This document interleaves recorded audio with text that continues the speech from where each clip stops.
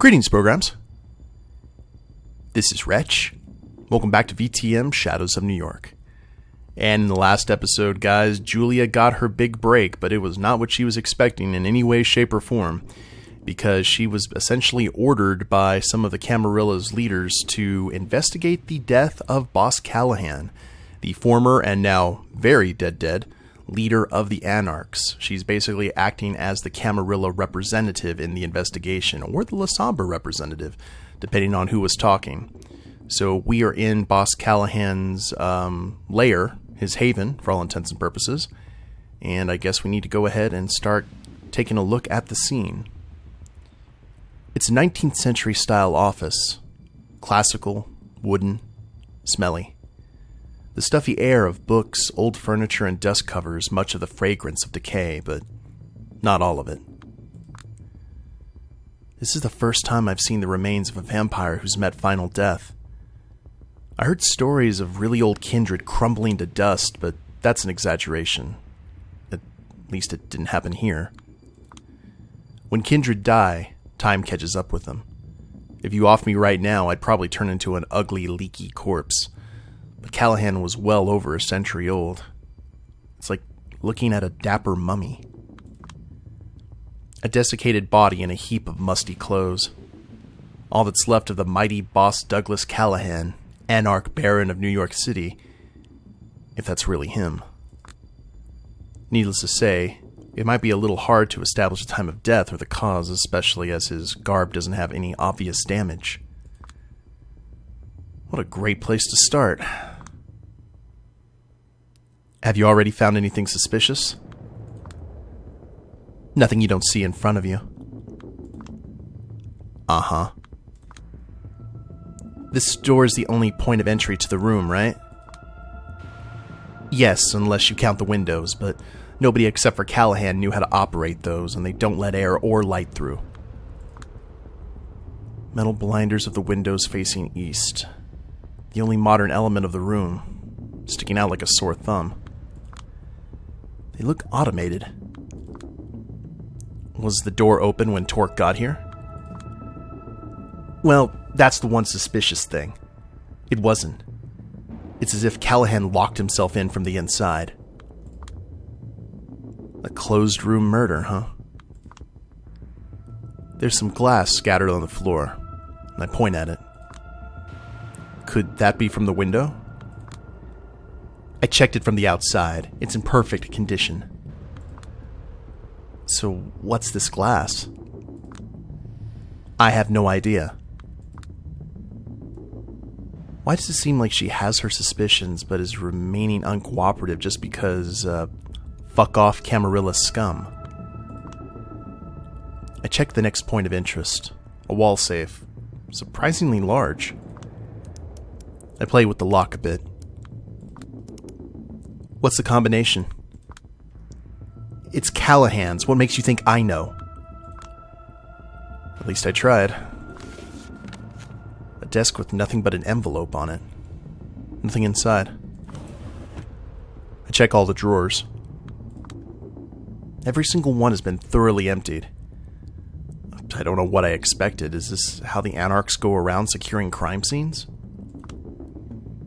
Were these emptied before Torco arrived? I don't know, but I wouldn't accuse him of tampering with evidence if I were you. Well, thank you. The decor of the room is pretty minimal, so there's not a lot of points of interest that could illuminate the case. I start getting nervous. I point at the painting on the wall.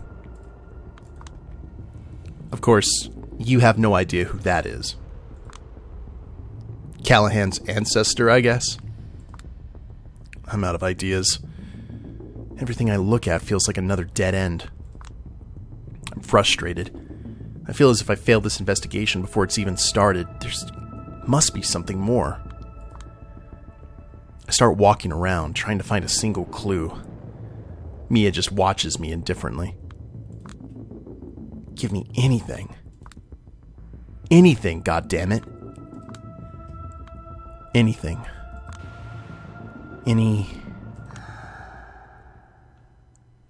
Okay. A shadow blinks in and out of existence, near Callihan's remains. I freeze in place.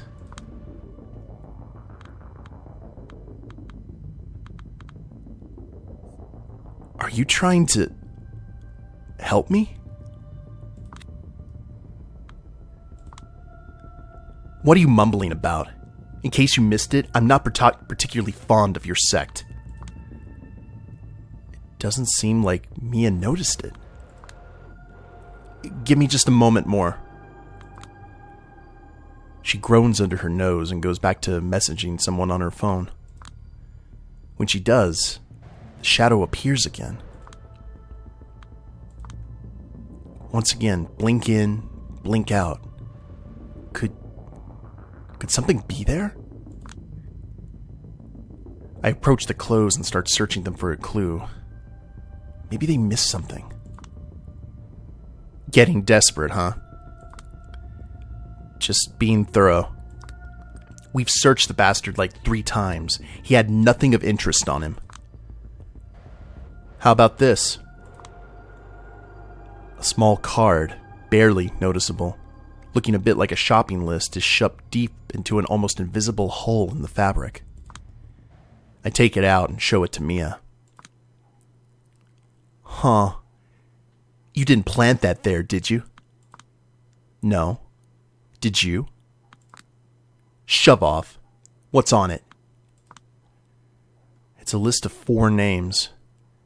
D'Angelo, Hope, Agathon, Tamika. Holy crap, those were our potential companions in Coteries of New York. That is the Coterie of New York. Any idea what this is about? Beats me. She's lying, but I don't care. Tomorrow night I'll meet up with Kadir and ask him to help me figure it out. I think I'm done here. Well, don't let the door hit you on the way out. Guess she sees me as nothing more but an enemy agent. When will I get to meet with Twerk? If, and that's a big if, he will agree to meet you on a 1-to-1 basis. Catherine will let you know. He probably won't let a loyal Camarilla lapdog like you see him without her oversight anyway. A Camarilla lapdog, huh? It's a risky play, of course, and might backfire, but maybe I'd benefit if I put my loyalty to the court into question. Ooh.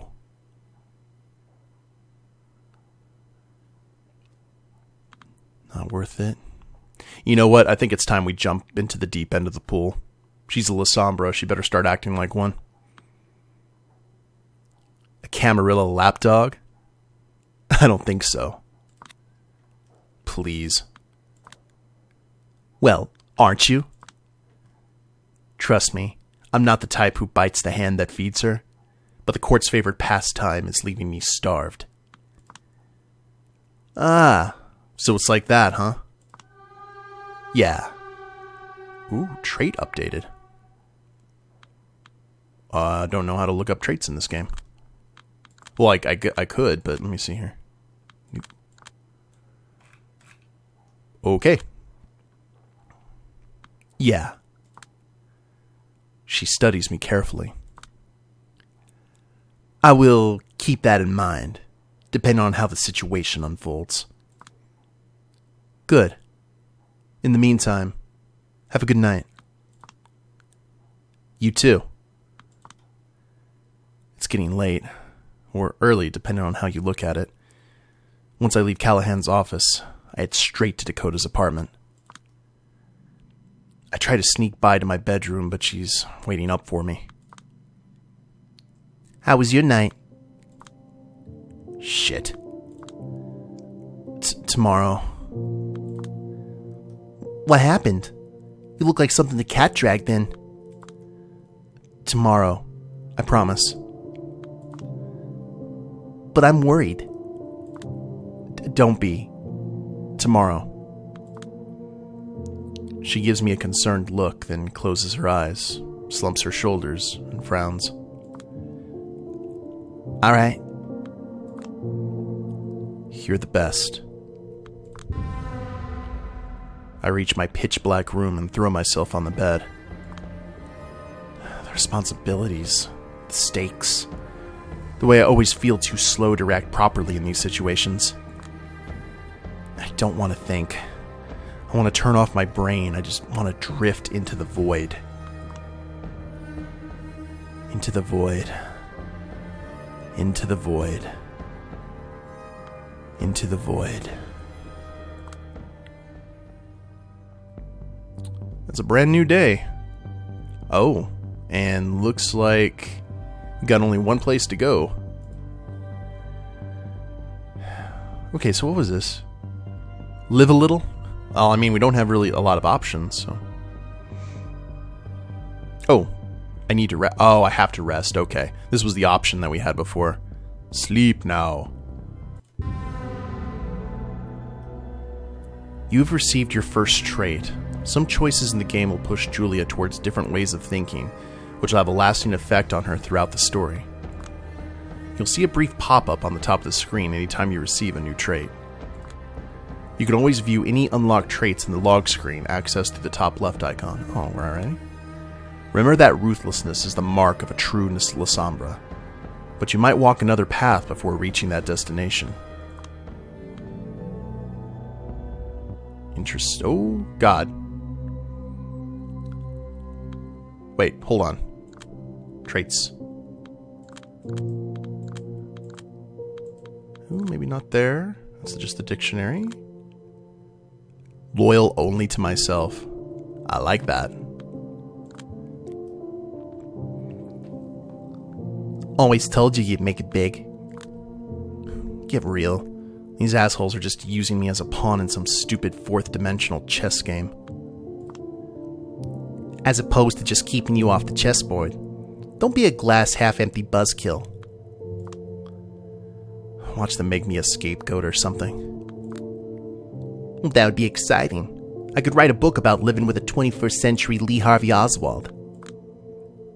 Come on, don't even joke like that. I haven't killed anyone. Julia, honey? Neither did Oswald. Yeah, right. I keep forgetting.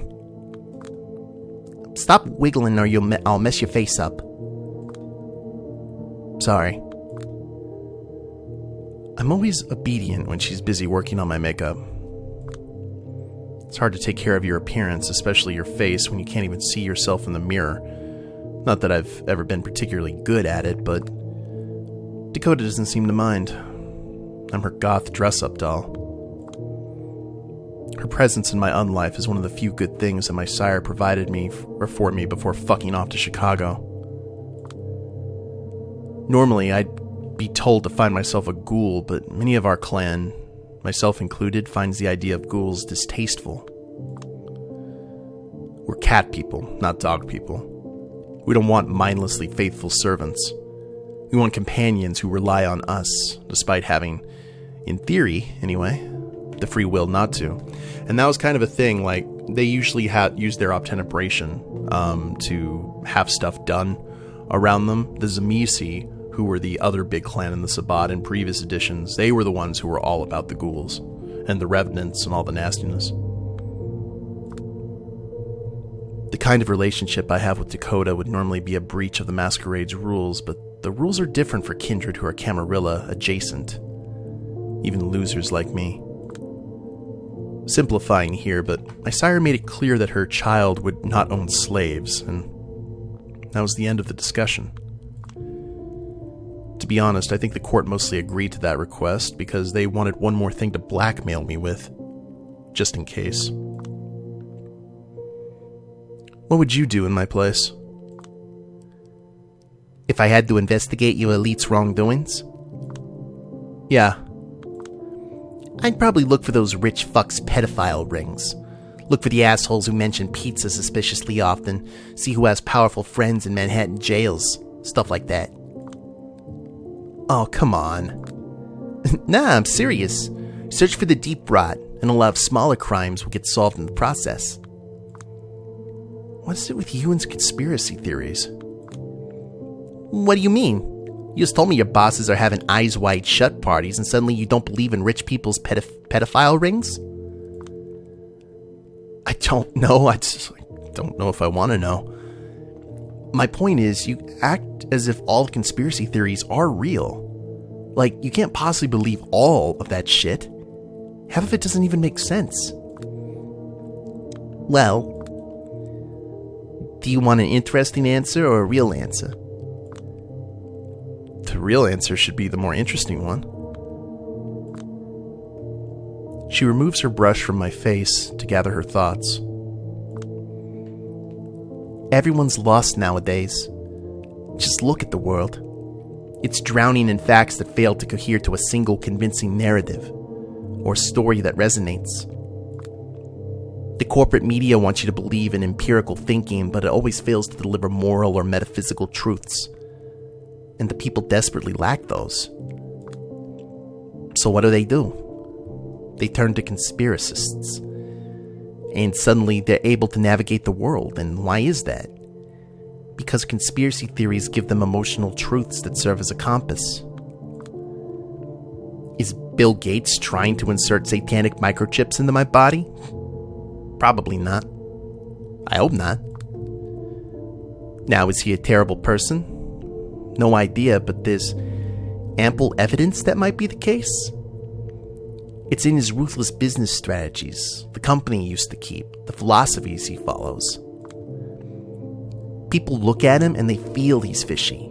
So when the media present him as a genius or a savior, and I post that he wants to put the mark of the beast in my body, they choose to believe me. Because it makes moral, emotional, and metaphysical sense to them. And ultimately, that's what matters most. The end.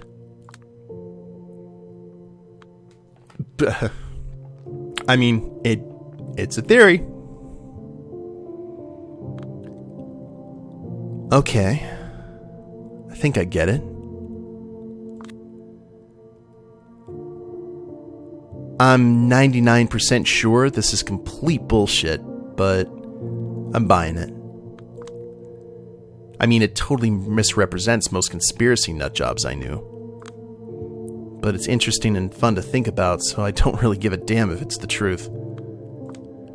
See? That's the idea. You get it. You came up with this monologue yourself? Oh no, I read it on Facebook. Oh. Figures. But just to make sure, vaccines are okay? Well, as far as I know, they don't cause autism. Oh, sorry, I mixed up the characters. Okay, that was, as far as I know, they don't cause autism. Good to hear. Anywho, I'm done. You're the best. Yeah, considering how many times I've done makeup on a dead body, I'm probably have enough job experience to be a mortician by now. Now, that sounds like an exciting career, but in reality, it's probably the most boring thing under the sun. Yeah, I like my corpses talkative, pouty, and self-loathing. Shut up. This carcass will be leaving now. It's got a job to do. Go get him, Tiger. They seem to have a loving relationship. I'm wondering when it's going to go wrong.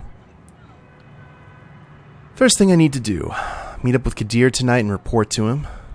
Hope he knows how to guide me out of this mess. He should have time for me in an hour or two. In the meantime, I suppose it's time to find some... What's the most dehumanizing word I could use here? Nourishment. Kadir told me I'd need to quench my hunger less often if I didn't smoke. It kills you, he said. But to start killing itself, your organism must pretend it's alive, and that uses up precious vitae. But I love cigarettes. The way they smell, the way they burn, the hot ash falling from the top, the sound of the lighter, the way they kill you, of course. And I guess I need some tactile connection to who I was back when I was alive. Okay, New York City, guide my steps. Show me which one of your children I should drink up tonight. Ooh. Diva's Delight.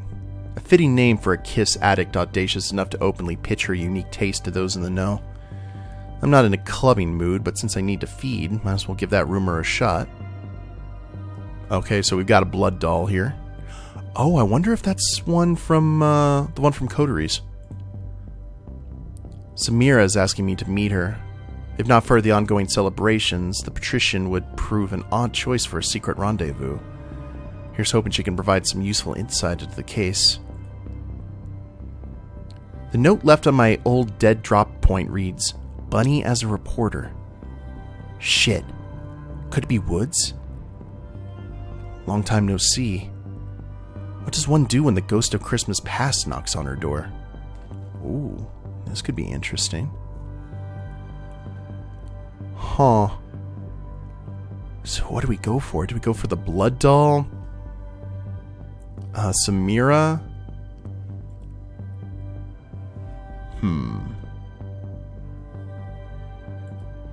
I was always very interested in the case that she was working at before. We actually haven't used any of our abilities. We're not hungry, like in any way, shape, or form. And we got none of the tells here on the edge of the screen that I can see. Let's try Bunny as a reporter and see what's going on here. Honestly, sweeping through Evergreen Cemetery in search of Nigel Woods was the last thing I expected to be doing tonight. And yet, here I am. The past refuses to let me out of its grip, even for a few days.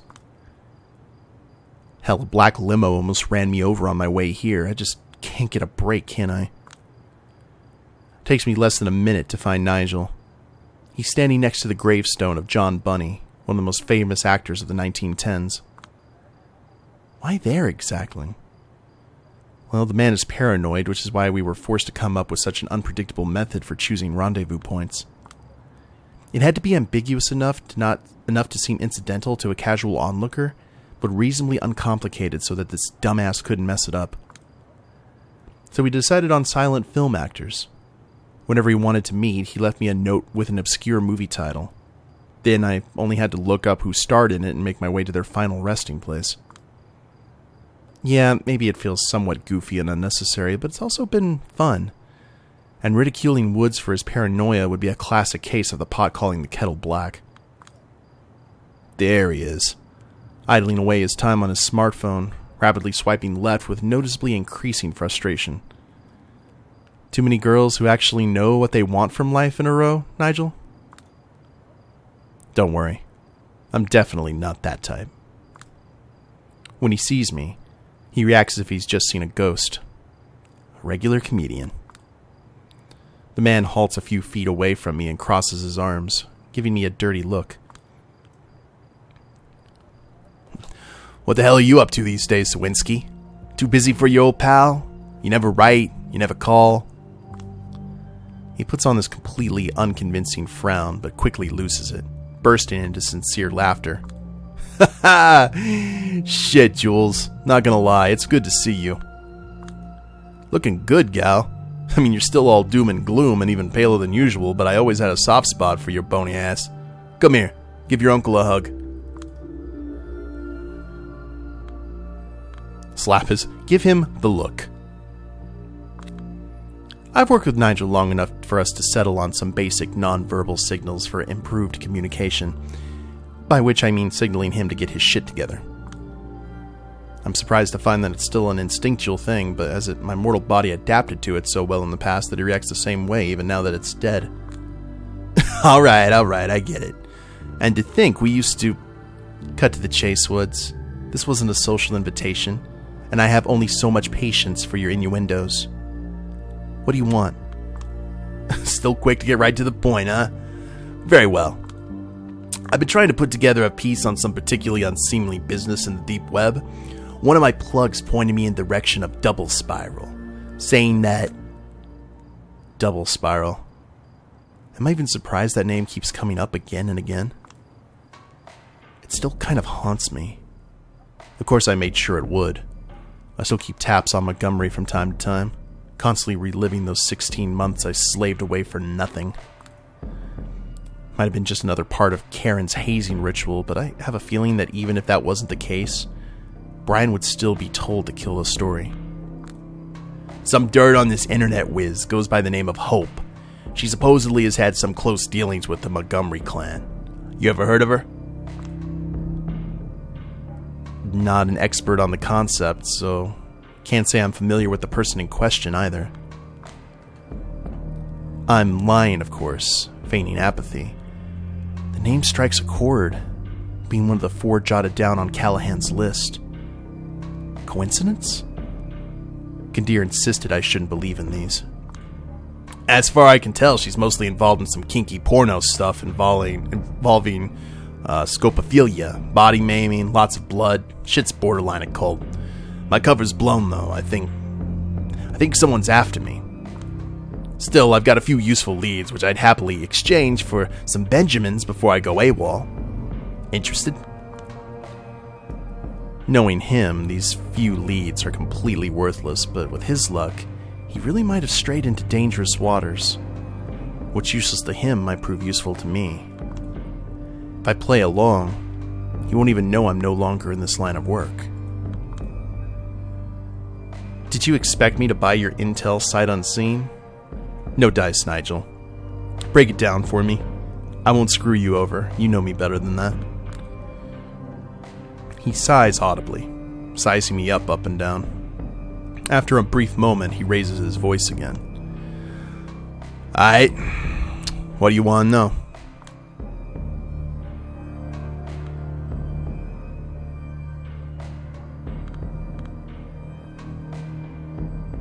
How'd you get this info? How'd you get involved in this mess in the first place, and where'd you get it? Nigel visibly hesitates, but when he starts talking, it's like he's been eager to get this off his chest for a while. A weird side job, a hush-hush kind of deal, had him involved with a shady guy going by the online handle Leaky Gut Syndrome, which I think was one of Hope's usernames, if I recall correctly. Curiously, he was also asked to offer up a bag of blood as part of the deal. Specific blood type, too. He found that weird, started digging, and finally came across the name Hope. Upon digging some more, he started feeling somebody breathing down his neck, and that's how he got here. So what about that Hope girl? You got something worth pursuing? Maybe. She's an enigma, total fucking mystery. The only thing I'm certain of is she exists and enjoys streaming for an exclusive audience. And supposedly she's into cryptocurrencies. You know, those Bitcoin things? I could never make any sense of it. It's a scramble, I know, but I promise you that somewhere within lies a juicy story for someone like you to pursue. Hell, I have a hunch that if we join forces, we might really hit it big this time. Thoughts? This poor idiot. This intel of his sounds like a cheap pulp novel. No one in their right mind is going to pay a dime for it. It'll ruin his credibility if he still has any. If he persists in spreading this bullshit, it'll probably completely neuter his ability to harm us. Eventually. But if the Ivory Tower gets wind of his activities, Kadir is going to get involved. He's going to ask questions, and the answers will go get both me and Nigel in trouble. You're awfully quiet, Jules. Speak up. You're creeping me out. Ooh, we can dominate him. Huh. I'm down for this. We'll just rewrite his memories. I'm sorry, Nigel. Just a bit. But still. What? He freezes in place as I gaze into his eyes. There is no blood trafficking or secret turf wars going on in New York City. You have nothing on Double Spiral, and there is no hope. You made all of it up. The idea you have instead is a non-fiction book about toxic masculinity. You're going to do your research, and you're going to pitch the book to everyone as a real expert on the subject. He stands there completely perplexed, suppressing layers of rewritten memories. With his mouth wide open, stuck in a bizarre pose, he looks like a total goofball. I can't help but snort.